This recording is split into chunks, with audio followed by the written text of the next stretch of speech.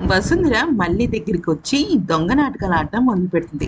ఎప్పుడూ వరలక్ష్మి వ్రతానికి మాన్య నా దగ్గర లేకుండా లేదని, ఫస్ట్ టైం నా దగ్గర లేకుండా ఉందని, ఇప్పుడు నేను పిలిచినా రాలేని పరిస్థితుల్లో ఉందని, నువ్వే ఎలాగైనా మాన్యని మా ఇంటి వరలక్ష్మి వ్రతానికి తీసుకురావాలని చెప్తే తల్లి ప్రేమను చూసిన మళ్ళీ కాదనలేకపోతుంది. కానీ అక్కడితో తన అంటే వసుంధర కుట్ర ఆగదు.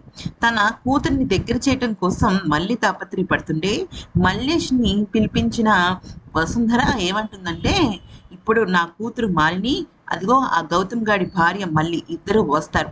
అయితే మల్లి విషయంలో నువ్వేం చేస్తావంటే" అంటూ ఒక కుట్రపూరితమైన ఆలోచన మల్లేష్‌కి చెప్పి చేయిస్తుంది. అసలు మాలినిని దగ్గరుండి తీసుకొస్తుంది కదా మల్లి. కనీసం ఆ కృతజ్ఞత కూడా వసుంధరకి లేకపోవటం నిజంగా చాలా బ్యాడ్‌గా ఉంది.